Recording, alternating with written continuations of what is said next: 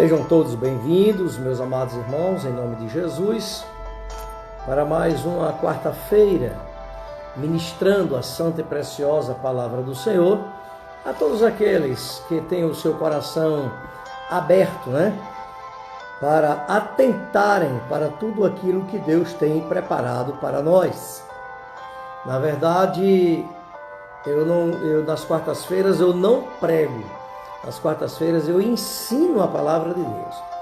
Eu ministro efetivamente a palavra do Senhor como ela deve ser para o nosso crescimento espiritual. Eu creio assim, que eu ensinando você poderá estar mais próximo do nosso Senhor e Salvador Jesus Cristo, e mesmo que a live venha a terminar, mas você estará com Ele e saberá dirigir-se a Ele para determinadas situações da sua vida. Hoje em especial, nós vamos examinar a respeito da grande tribulação. Existem umas controvérsias cristãs concernente a este assunto, porque muita gente acredita como crente de que a igreja passará pela grande tribulação. E outras pessoas já dizem que a igreja não passará pela grande tribulação. Nós vamos aqui tirar essa dúvida. A igreja passará ou não pela grande tribulação? E o que é a grande tribulação? Qual ou onde estará a igreja na grande tribulação? Ela saiu daqui ou ainda permanece aqui para receber a ira de Deus? Bom, inicialmente eu gostaria de lhes dizer o seguinte: eu não vou trazer aqui nenhum tratado de teologia, porque isso é uma disciplina que exige muita profundidade, chamada de escatologia.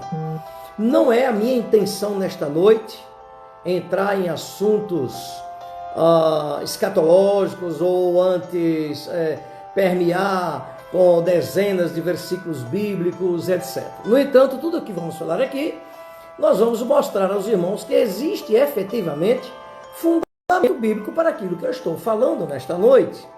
Mas não vamos nos ater a pormenores do aspecto escatológico, porque o tempo não é adequado. Em primeiro lugar, eu gostaria de lhe dizer o seguinte: o arrebatamento da igreja, ele já é previsto. O arrebatamento da igreja, lá no Antigo Testamento, já se tinha uma noção dele, do que iria acontecer com a igreja. Seja pelo translado de Enoque, seja pelo translado de Elias, muitos pregadores utilizam-se disso aí como figura, mas eu quero ir um pouco mais longe.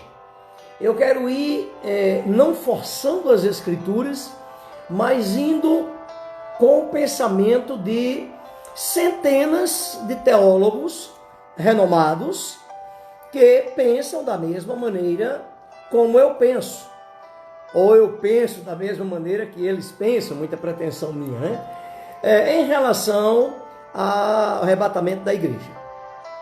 Em primeiro lugar, eu quero trazer aos irmãos a respeito das festas judaicas, lá prevista em Levítico capítulo 23, onde Deus determina as festas judaicas, que nós já falamos sobre isso. Nós temos uma ministração bastante prolongada sobre cada festa dessa lá no YouTube, no canal Adeb no YouTube. Hoje nós vamos passar apenas por cima, relembrando aos irmãos aquilo que foi ministrado. A primeira festa judaica era a Páscoa, e como não é difícil de imaginar, a Páscoa aponta diretamente para a morte de Jesus Cristo.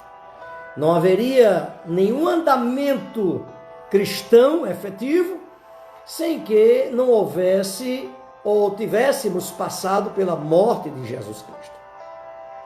Então a Páscoa, na verdade, é a morte de Jesus Cristo. Os pães asmos, que são aquele pão sem fermento, ela fala da formação do corpo de Cristo. Aquele corpo que ele criou sem fermento da maldade e da malícia, conforme diz o nosso amado irmão Paulo, mas livres dessas maldades, dessas malícias, nós somos comparado a pães asmos, pães sem fermento. Depois viria as festas das primícias. A festa da primícia, ela está diretamente ligada com a ressurreição de Jesus Cristo, tornando-se ele a primícia daqueles que dormem. A primícia dos que dormem é Cristo. Cristo nos precedeu nos céus. E quando ele vier nos buscar, ele inclusive perderá o título de filho unigênito. Permanecerá sendo filho primogênito. Unigênito não mais, porque nós seremos como ele. Teremos a mesma categoria que ele, como filho de Deus, nos altos céus. Depois, então, das primícias, vem a festa de Pentecostes. A festa de Pentecostes não é, como alguma pessoa pode imaginar, a inauguração da igreja, em hipótese alguma. A igreja nasceu no Calvário. A igreja nasceu no Calvário. A igreja nasce após a morte redentora de Jesus Cristo, porque é na morte dele, na sua ressurreição, que nós temos a justificação dos nossos pecados. Então, meus queridos, o que é então o Pentecoste? O Pentecoste era a formação daqueles homens que necessitavam de um poder especial para falar do nome de Jesus Cristo. Hoje ainda nós dependemos deste poder especial para falar do nome de Jesus. Pentecostes é uma realidade em nossas almas e em nossas vidas. Então veio o Pentecostes e ali houve aquela expansão da igreja. Das 7 festas, essas 4 que eu acabei de falar, elas já aconteceram, já se cumpriram. 3 ainda vão se cumprir. A primeira que está para se cumprir é a festa das trombetas. Quando eu falei a profundidade sobre o ensino de cada um, está lá no YouTube, no canal ADEB. Então, as festas das trombetas apontam para o arrebatamento da igreja. É o toque da trombeta, conforme 1 Tessalonicenses, capítulo 4, versículo 17, bastante conhecido nosso. Então, haverá o toque da trombeta e a igreja, então, será arrebatada. A grande pergunta é, antes, durante ou depois da grande tribulação? Depois da festa da trombeta tem a festa da expiação, né? Que se refere, algumas pessoas acham que se refere a arrependimento e conversão de Israel, tudo bem? E finalmente a do tabernáculo, que é a implantação do reino mileniar do nosso Senhor e Salvador Jesus Cristo aqui na terra. Por outro lado, meus queridos, nós, visto as festas, nós também temos a divisão da história da igreja, da história da Bíblia, em dispensações. As festas não apontam para que se a igreja vai ou não passar pela grande tribulação. As festas da Páscoa não apontam. No entanto, as dispensações das quais todo o período bíblico é distribuído, né? Nós chamamos isso a mordomia de Deus com o tempo que ele concede à humanidade.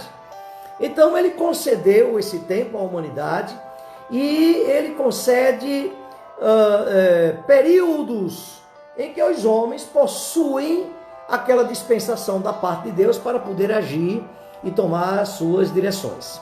São 7 as dispensações. A primeira nós chamamos de inocência. A dispensação da inocência é aquela vivida por Adão em Gênesis capítulo 2, até o capítulo 3. É aquela, como já disse, aquele período. É necessário que a gente entenda essa inocência não como abestalhamento, né? Esse é inocente, abestalhamento não sabe o que faz, tem nada a ver. Uma inocência consciente, sei o que devo fazer e o que não devo fazer, mas enquanto eu não faço, sou considerado inocente. Essa é a dispensação da inocência. Quando Adão peca, ela termina e entra a nova dispensação, que vai do capítulo 4 de Gênesis até o capítulo 8, que é a dispensação da consciência. Foi o tempo de Noé, onde todos tinham uma consciência do que deveria ou o que não deveria fazer. Começa lá no capítulo 4. Interessante que já começa no capítulo 4, e ali nós temos entre o 3 e o 4, o parâmetro, a entrada de uma raça humana temente a Deus. Temente a Deus. Era o aspecto da consciência. Depois que passou-se o tempo de Noé, nós entramos em Gênesis capítulo 9 a 11, onde nós chamamos de dispensação do governo humano. Deus mandou crescer, mandou multiplicar, tem uma direção de fazer todas essas coisas, né? E nós vemos exatamente nesse período aquele aspecto da Torre de Babel, onde o Senhor teve que interferir e encerrar ali, efetivamente, o período do governo humano. No capítulo 12 de Gênesis até o 50, que é lá o fim, nós temos a dispensação da promessa. E aí começa com a chamada de Abraão e vai até o capítulo 50, alcançando todos os seus descendentes e os patriarcas de Israel. Você pode analisar tudo isso aí e verificar como eles aparecem, como eles surgem, como eles são importantes da história bíblica. Logo após o capítulo 50 de Gênesis, nós entramos em Êxodo. Êxodo capítulo 1 até o livro de Atos, capítulo 1, nós temos o período da lei. Jesus viveu no período da lei. Aí a importância foi dada a Israel. Quando todo este período, Deus tinha encontros, Deus tinha negócios com Israel e fazia essa demonstração, né? Mas a dispensação era a dispensação da lei. A dispensação da lei vigorou até a ressurreição de Jesus Cristo. Ainda vigorava a lei. Depois, então, surgiu o que nós chamamos hoje de o período da graça.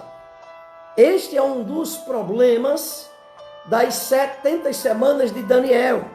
No período da graça, nós chamamos isso de interstício, ou seja, Deus não vai agir porquanto existe um parênteses na história da humanidade chamada a graça de Deus.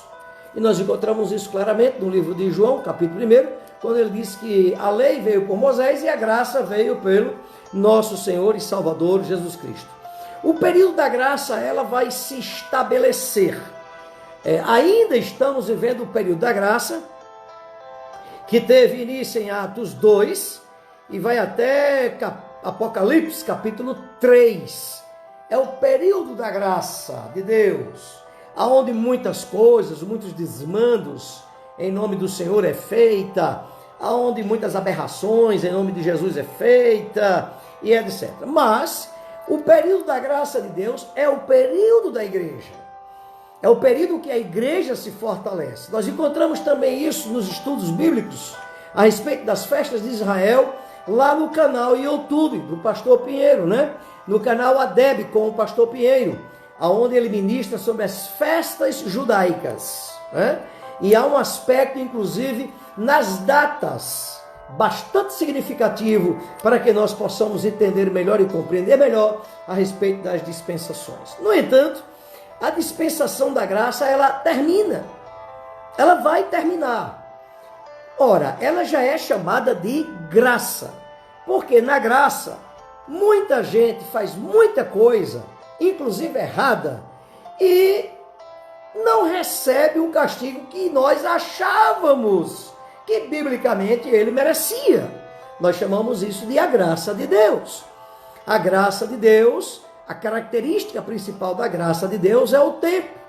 Deus dá tempo dentro do aspecto da sua graça. Deus nunca chama a atenção de instantâneo. A lei é melhor do que a graça. Porque na lei, errou, ele estava lá chamando e acertando as contas de imediato. Não tinha chance de errar de novo. Na graça, não. Na graça, as pessoas vão errando. E já que Deus não age, não toma atitudes em relação àquelas pessoas, elas vão continuar agindo, imaginando que estão bem diante do Senhor. É o perigo da graça. Mas isso é outra coisa. A graça, ela vai terminar. E quando é que o período da dispensação da graça termina? A dispensação da graça termina no arrebatamento da igreja. A igreja será arrebatada. A igreja, ela tem uma destinação. Ela vai morar no céu. Porque Jesus é quem prometeu. E aquele que há de vir, virá. E não tardará. A dispensação da graça, ela encerra no arrebatamento da igreja. Ora, e então o que acontecerá quando a igreja for arrebatada?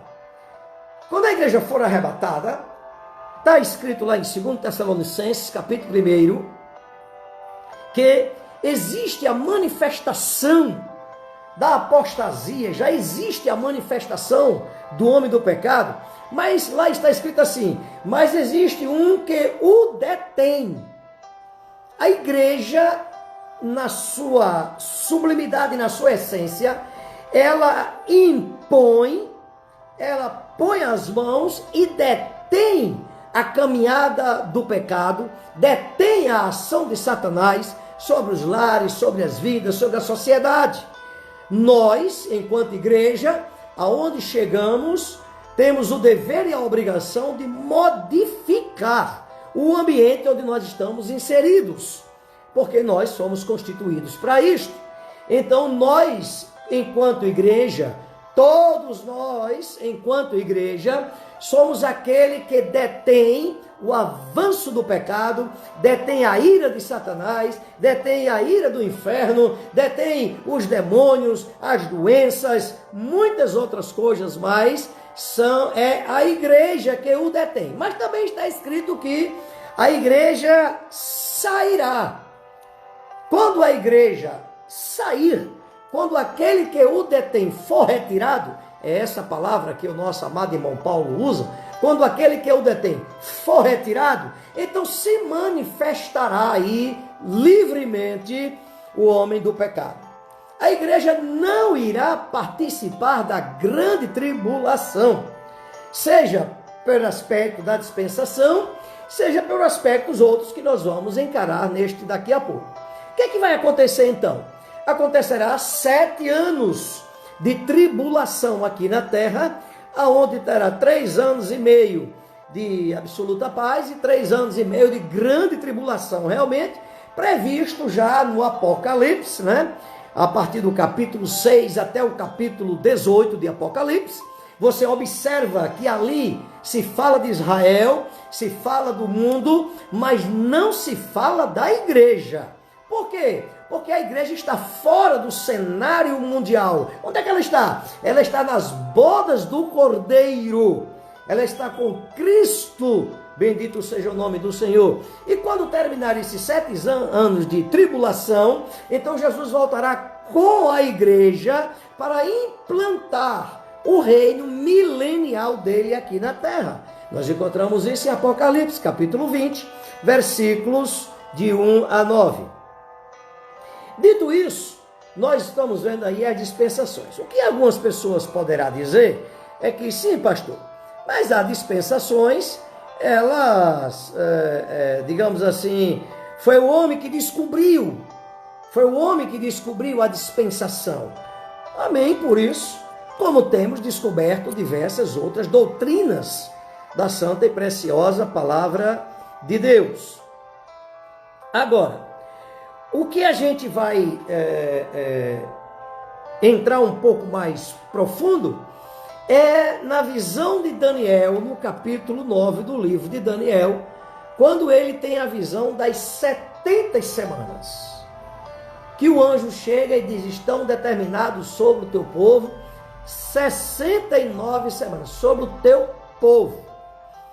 Ora, amados, quando se conta do início, que foi no ano 445 a.C., quando ele disse que sairia o decreto, e ali saiu o decreto para a reconstrução dos muros de Jerusalém, esse decreto transcorreu-se por 7 semanas, que são 49 anos, semanas de anos, né?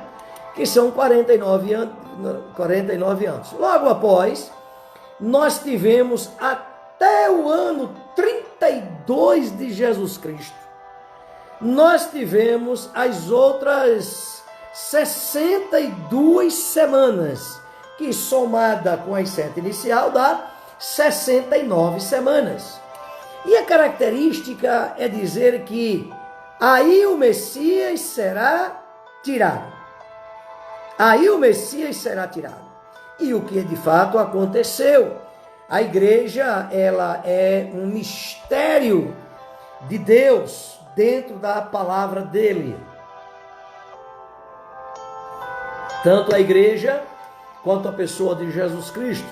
Então, quando Jesus, ele é assunto aos céus, as semanas se detêm ali, porque não existe características definidas pelo anjo a Daniel, que venha a caracterizar, que venha a dizer que efetivamente as semanas continuam em absoluto. Quando nós fazemos isso, nós encontramos diversos problemas da Bíblia que não se cruzam. Então, o que foi que aconteceu efetivamente?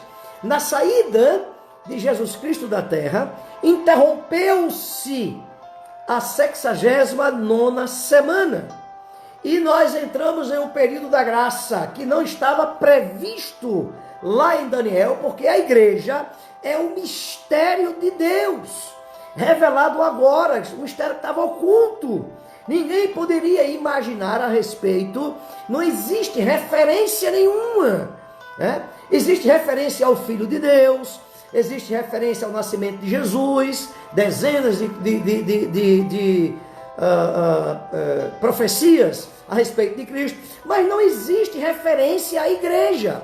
O que a gente tem do Antigo Testamento é inferência. A gente pode imaginar que, e sem transtornar a doutrina bíblica da eclesiologia, que é a doutrina da igreja.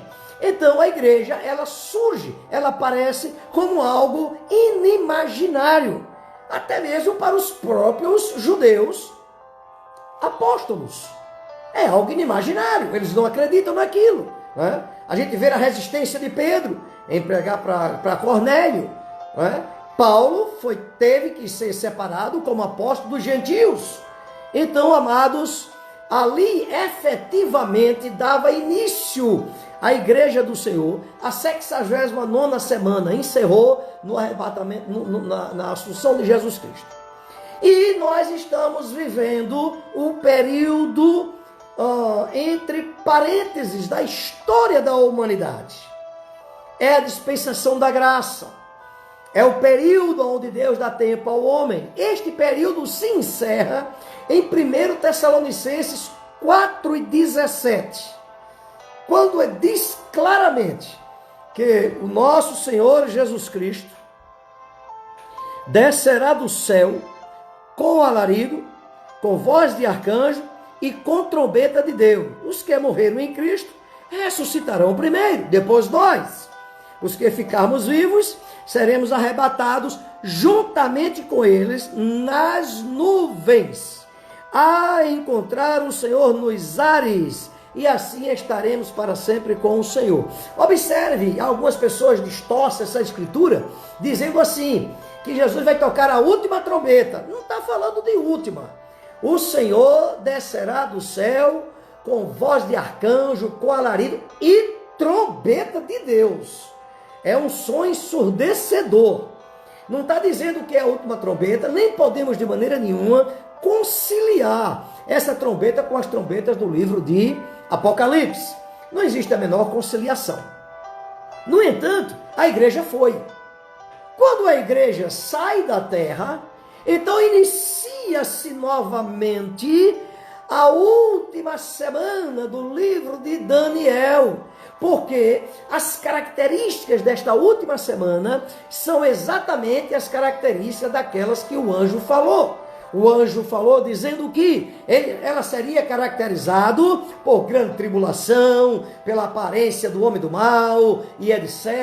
Ele surgirá. Então é exatamente isso que vai acontecer na grande tribulação. A igreja, como eu já disse, a igreja já estará nas bodas do Cordeiro. E essa é a última semana do livro de Daniel. Não existe uma sequência da 69ª semana e entrando diretamente na 70ª. Não existe essa sequência. Algumas pessoas até consideram essa sequência. Mas quando consideram essa sequência, nós vamos ter problemas seríssimos de interpretação bíblica. Por exemplo, as pessoas que consideram isso, que a 70ª semana, a 70ª semana já ocorreu, quando nós falamos do arrebatamento da igreja, eles dizem isso é para aquele tempo. Não é para aquele tempo, porque ainda as 3 últimas festas da Páscoa, conforme dizemos, não passou.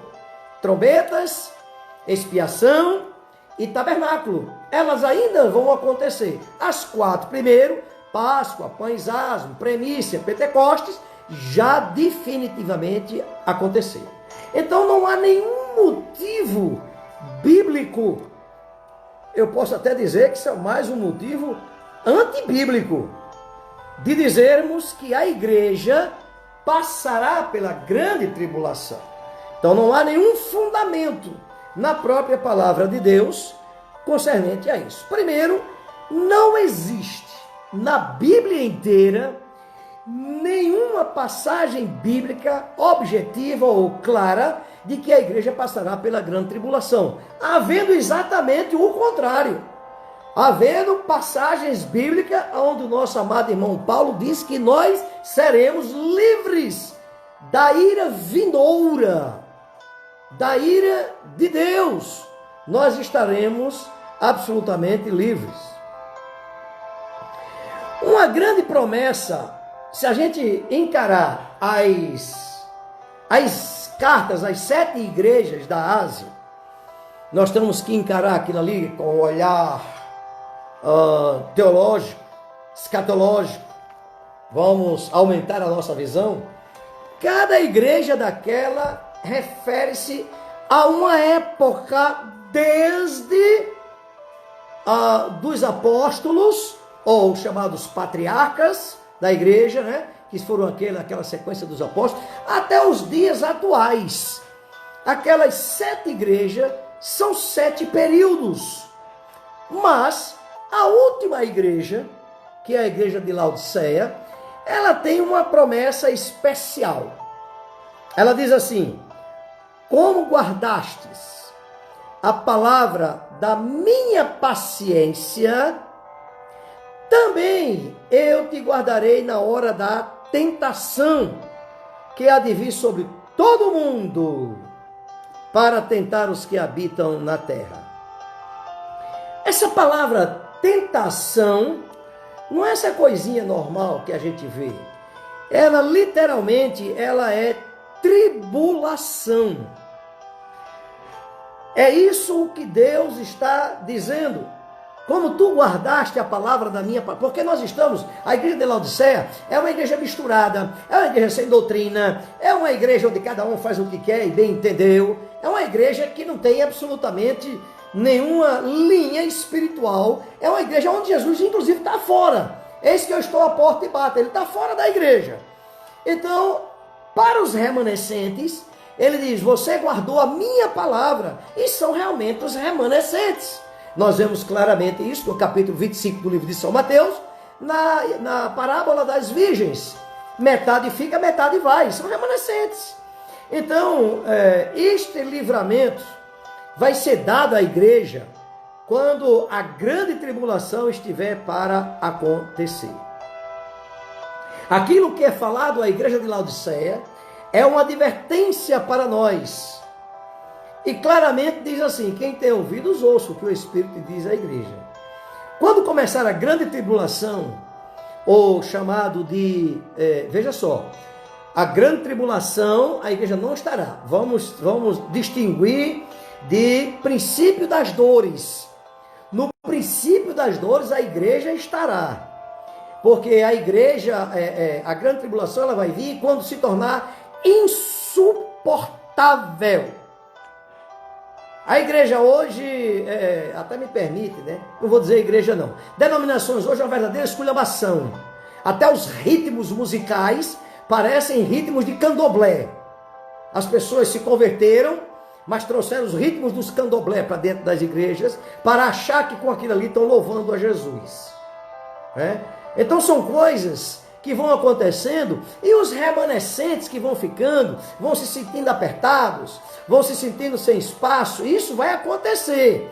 Isso vai acontecer. Vai haver o crescimento da iniquidade, o princípio das dores. A igreja não vai aguentar mais, ela vai clamar, ela vai buscar a presença do Senhor para morar no céu, não para viver aqui na terra. Então, isso aí é o que diz em capítulo 24 do livro de São Mateus, versículo 8, é o princípio das dores. A grande tribulação também é chamada de grande aflição, tempo de angústia, angústia de Jacó. Observem que isso não tem nada a ver com a igreja. Inclusive, isso é chamado de angústia de Jacó. Mas por que angústia de Jacó? Porque Israel vai estar aqui na terra. A igreja não. A grande tribulação, ela é um período de juízo. É um período da ira contra um mundo que pouco se lixa para as coisas do Senhor. É um mundo que teme a Deus, mas não deixa de fazer o que quer fazer. Esse juízo, ele vai acontecendo pouco a pouco, né? Até finalmente atingir o seu ápice, né? Agora, em contraste com este castigo, aqueles que aguardaram na promessa do nosso Senhor e Salvador Jesus Cristo, estão enquadrados em João capítulo 5, versículo 24, que diz assim: na verdade vos digo, que quem ouve a minha palavra e crê naquele que me enviou, tem a vida eterna. E não entrará em condenação. A palavra condenação aí é juízo. É juízo. Nós não entraremos em juízo. Tribulação é juízo, é julgamento, é sentença. A nossa sentença foi dada por Deus em Cristo Jesus. Eu aceitei a Jesus como meu Salvador por conta da sentença de Deus sobre ele. Quando a gente chega em outros versículos mais, você pode até anotar aí, 1 Tessalonicenses capítulo 5, versículo 9. Romanos capítulo 5 também, versículo 9. Ora, aqueles que não obedeceram, que chacotearam, que não deram o mínimo valor, nem a importância, esses ficarão, sofrerão o juízo de Deus. Entenda bem, o contexto de 1 Tessalonicenses capítulo 5, versículo 9, estou aqui com ele na mão, que diz assim: porque Deus não nos destinou para a ira, mas para a aquisição de salvação por nosso Senhor Jesus Cristo. A grande pergunta que a gente pode se fazer é: salvos de quê? Aliás, a salvação era um tema tão tremendo entre os crentes, né? Que o mundo cogitava em dizer assim: ninguém que come feijão e farinha pode dizer que é salvo. O mundo cogitava isso constantemente contra nós, né? Hoje todo mundo se acha salvo em Cristo Jesus. Salvo de quê? Salvo de quê? Você é salvo de quê? Eu vou lhe dizer, porque está escrito em 1 Tessalonicenses, capítulo 5, versículo 9. Nós seremos salvos da ira vindoura de Deus. Seremos salvos do juízo de Deus. A ira vindoura de Deus, antes que ela venha, Ele vai nos salvar. De que maneira Ele vai nos salvar? Ele vai nos tirar. Ele vai nos levar para que a ira dele seja completa aqui na terra. Esse julgamento que Deus vai fazer é a plena manifestação da ira dele. Está lá nas taças, no selo, nas trombetas, está tudo lá. Vamos ver o que é que o apóstolo João, ele diz a respeito da sexta trombeta, quando a terra já está devastada. Ele diz assim: e os outros homens? E os outros homens que não foram mortos por essas pragas, não se arrependeram das obras das suas mãos? A igreja não pode estar nesse contexto. Este versículo exclui a igreja da ira de Deus. A tribulação que passamos hoje, Paulo diz lá em 2 Coríntios 4,17, que ela é leve e momentânea. O livro de Hebreus diz assim: ainda não foste espoliados até o sangue. Então, tudo que a gente vier a passar nessa terra é inimaginável de duas coisas. Primeiro, inimaginável daquilo que vamos gozar no céu. Segundo, inimaginável daquilo que estará acontecendo na terra. Nós, de acordo com 1 Tessalonicenses 5 e 19, aliás 5 e 9, nós não estamos aguardando a ira de Deus. Nós estamos aguardando o arrebatamento da igreja. Ora, se nós temos as premissas do Espírito, como diz Paulo em Romanos capítulo 8, versículo 18 e 23, ele diz que nós já passamos por lutas e aflições, até porque as aflições que a gente passa, eu costumo dizer que é uma das grandes certezas do crente, porque foi Jesus quem disse: no mundo tereis aflições, João 16, 33. Por outro lado, a tribulação ela tem a ver também com Israel. Nós encontramos vastos versículos. Eu estou dizendo aos irmãos que não vou dar aqui nenhuma aula teológica, fundamentando, me procure no privado, que a gente tem tudo isso aí para você, A morte de Jesus Cristo, como a gente já viu, ela se deu na 69ª semana, e nesse ponto aí, depois do arrebatamento dele, depois da assunção dele, houve o início da dispensação da graça na face da terra, que vai até o arrebatamento da igreja, Em 1 Tessalonicenses capítulo 1, versículo 10, estou aqui com a Bíblia na mão, e posso ler para os irmãos, e diz assim, e esperar dos céus a seu Filho, a quem ressuscitou dos mortos, a saber, Jesus, que nos livra da ira futura. Então, meus queridos, quem quiser aguardar a grande tribulação, que aguarde para si. Dentro do fundamento bíblico, eu estou aguardando a volta do nosso Senhor e Salvador Jesus Cristo. A igreja, ela preserva, ela é o sal deste mundo. Ela é o sal deste mundo. Quando ela for tirada deste mundo, esse mundo velho, nojento, cheio de pecado, ele vai entrar em um estado de total decomposição moral e espiritual. Já existe um caminho para isso. Já existe um caminho para isso. Inclusive eu vou falar aqui, não é profético, mas vou falar porque minha visão vai lá na frente.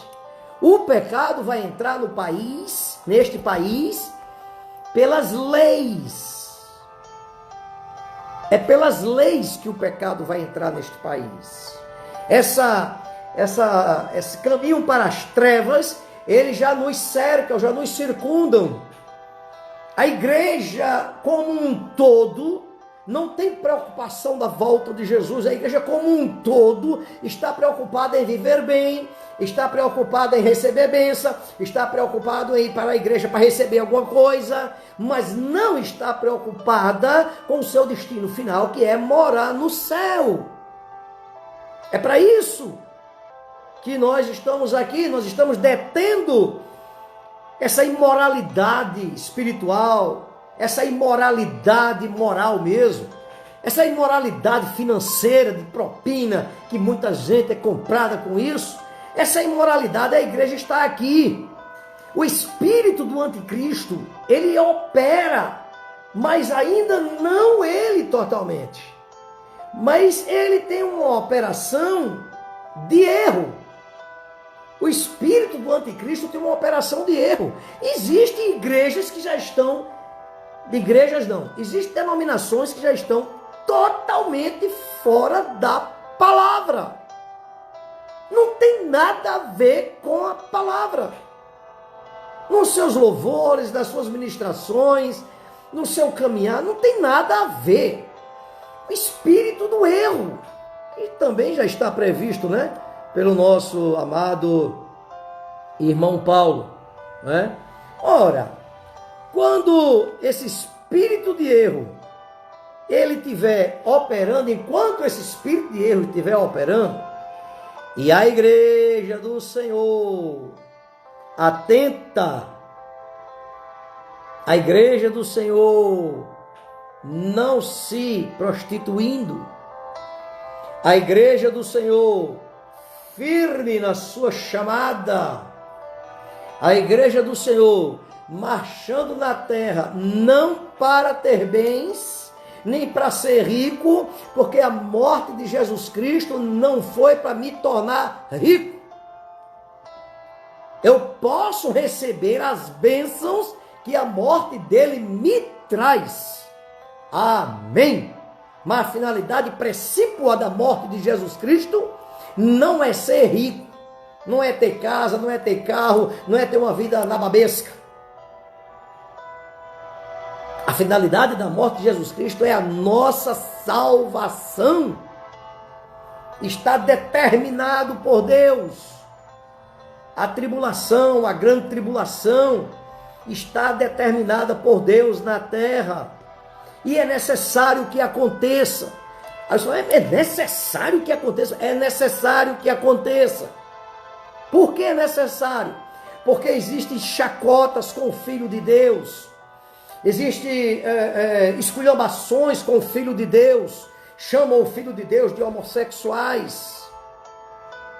Chamam o Filho de Deus disso, daquilo e daquilo outro. Arrastam ele pelos sambódromos, Satanás arrastando o Filho de Deus. Você pensa que isso vai ficar de graça?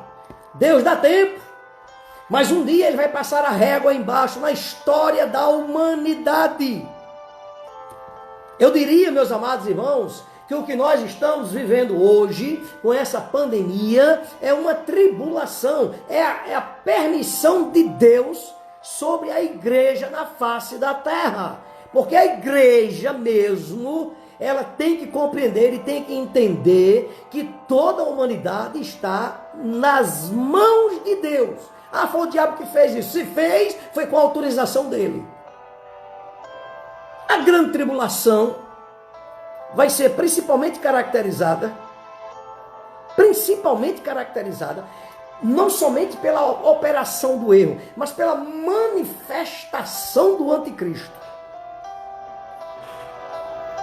A manifestação do anticristo. E possui característica para ele na Bíblia, que nós não enxergamos isso em homem nenhum atualmente. para dizer, estamos vivendo a grande tribulação. Sei lá, que o carregue. Eu não. Eu vou ensinar a igreja até morrer, que você e eu não estamos esperando a tribulação. Nós estamos esperando a vinda do nosso Senhor e Salvador Jesus Cristo. Este sim, nós o estamos aguardando. Oh, glória! Precisa-se compreender também que a igreja, a santidade da igreja, aí eu falo igreja, não estou falando denominações, a santidade das igrejas é o que as fará morar no céu. A santidade da igreja as fará, vai fazê-la morar no céu. Ela não é contaminada. Pode se chafurdar nas bebidas sem teor de álcool, né? Estão fazendo agora para crente, né? Bebida para crente. Se chafurde. Chafurdar é uma palavra para porco. Mas se chafurde na bebida. Se chafurde nas concupiscências deste mundo. Se chafurde nos pecados e na imoralidade deste mundo. Se chafurde como porco nas coisas deste mundo. A igreja, ela vai permanecer em santidade, porque é a santidade de Deus nela que a fará morar no céu. Louvado seja o nome de Jesus. Louvado seja o nome de Jesus. Grande seja o nome de Jesus. A requisição de Deus, o requerimento de Deus, a imposição de Deus, é porque Ele vê o que está para acontecer com a humanidade. Os casamentos entre homens estão se tornando normal. O estatuto da nossa igreja não diz apenas que nós casamos, não. O estatuto da nossa igreja diz que nós casamos homens e mulheres biológicos e não filosóficos. Porque filosoficamente, homem já não é mais homem, mulher já não é mulher. Mas biologicamente, homem é homem, mulher é mulher. Então nós casamos aqueles que são biologicamente homens e mulher. No entanto, essa coisa desregrada, a operação do erro, ela já existe. Ela é um prenúncio da pessoa de Satanás. Literalmente é um prenúncio daquilo que há de acontecer sobre a humanidade. Ela é apenas um prenúncio, podemos dizer um anúncio, né? Observe os tempos que nós estamos vivendo, é tempo de preparação, mas é um tempo de preparação para morar no céu. Observe o que diz o nosso querido irmão Paulo. Você sabe que poucas pessoas têm coragem de dizer isso, irmão Paulo. Observe o que diz o nosso querido irmão Paulo, escrevendo para um pastor jovem, chamado Timóteo. Ele diz isso na primeira carta dele a Timóteo, no capítulo 4, versículo 1 e diante, diz assim: o Espírito expressamente diz que nos últimos tempos apostatarão alguns da fé. Apostatarão, apostar-se é sair da presença do Senhor de maneira paulatina, dará ouvidos. Ele tinha uma fé genuína, mas agora ele vai dar ouvidos espíritos enganadores. Espírito enganadores. Então o espírito do erro já opera, ele já trabalha, Nós estamos entrando na escuridão das trevas que precede a grande tribulação.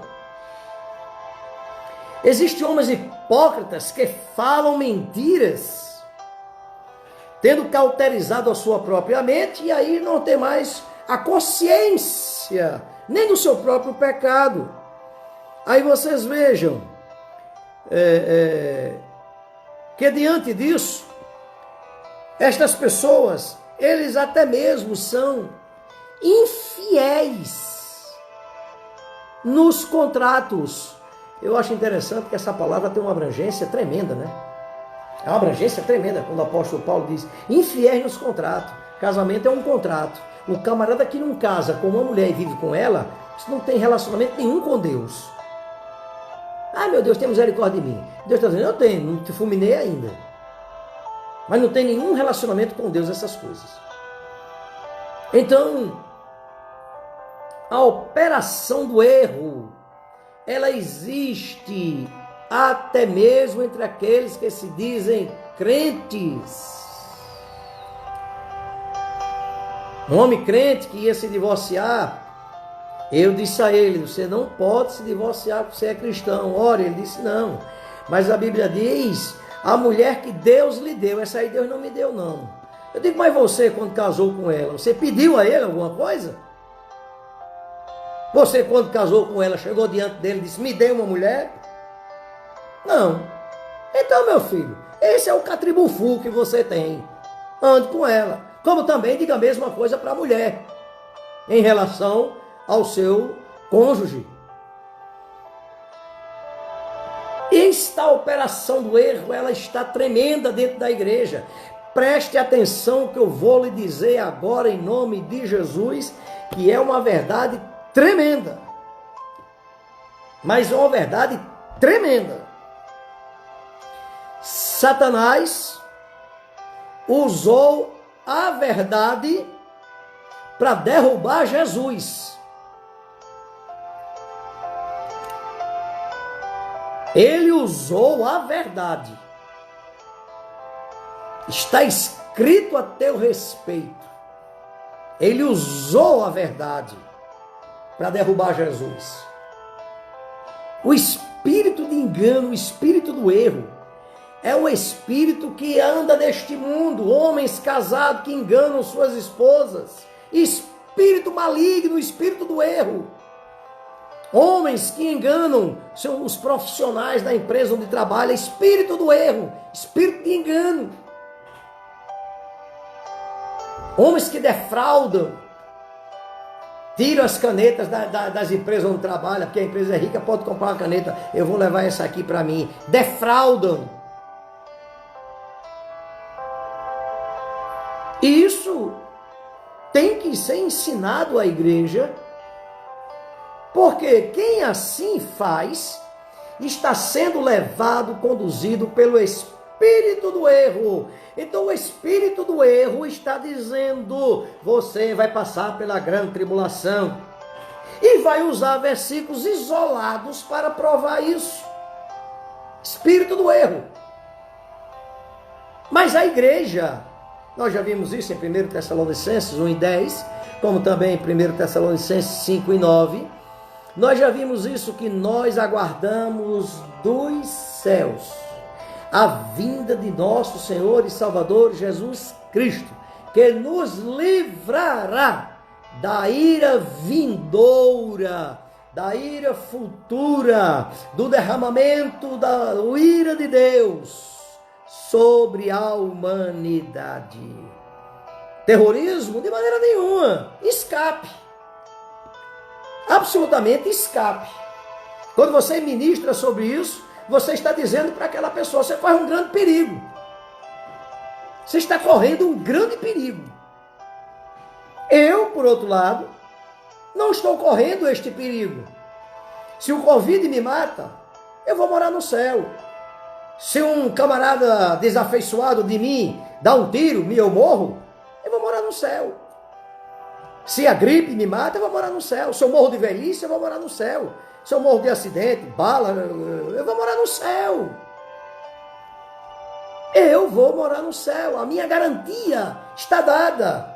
A igreja vai morar no céu, ela possui esta garantia e não passará pela grande tribulação. Isto é uma promessa.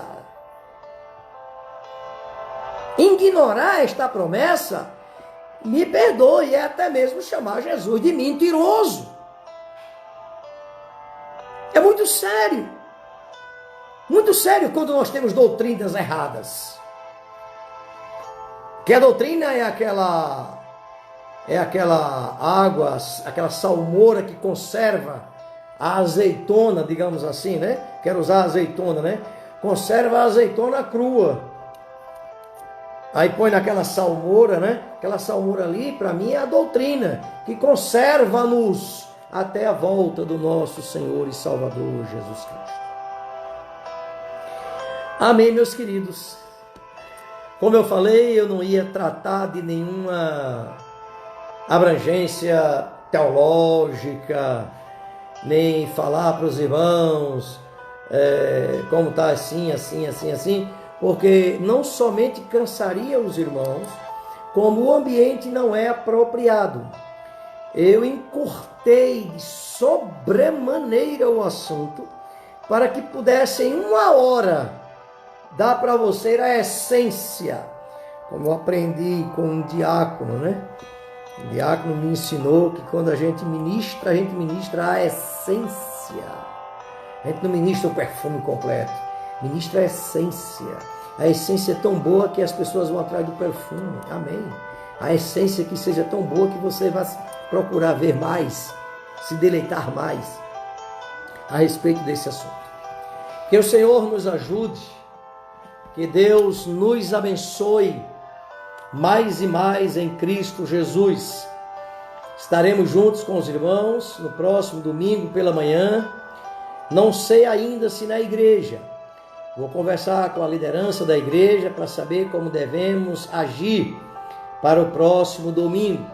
Mas de uma coisa você tenha certeza, a Escola Bíblica Dominical vai estar no ar, em nome de Jesus, ensinando, ministrando a palavra de Deus, né? E agora vem o outro detalhe: quem é cheio do Espírito, quem tem compromisso com Deus, tem compromisso com a evangelização, né? É assim que está escrito para nós aprendermos no próximo domingo. Divaldo Júnior é meu irmão, mora em Recife, né? Seja bem-vindo, meu querido, em nome de Jesus, né? Neilton, né? Também um colega nosso que mora aqui. Muitos irmãos que eu não via, como a irmã Irani e outros irmãos, né? Marla, José Lopes Gomes, né? Sejam todos, Maria José, perdão. Maria José, que maravilha! Que maravilha, irmã Maria José, ter a senhora conosco, viu? Muito bem-vinda em nome de Jesus. Irmã Dulcileia, ali na roça, né? Graças a Deus, Deus preservando, né? Ela e a família dela, em nome de Jesus. E assim, queridos, nós vamos batalhando, lutando, até a volta de Jesus. E quem quiser que espere a grande tribulação, né? Nós não. O que é que nós estamos fazendo? Nós estamos aguardando o Senhor vir nos buscar. Amém? Paz do Senhor, tenha uma noite de paz, um restante de semana, sempre na presença do Senhor. Que Deus continue lhes abençoando mais e mais em Cristo Jesus.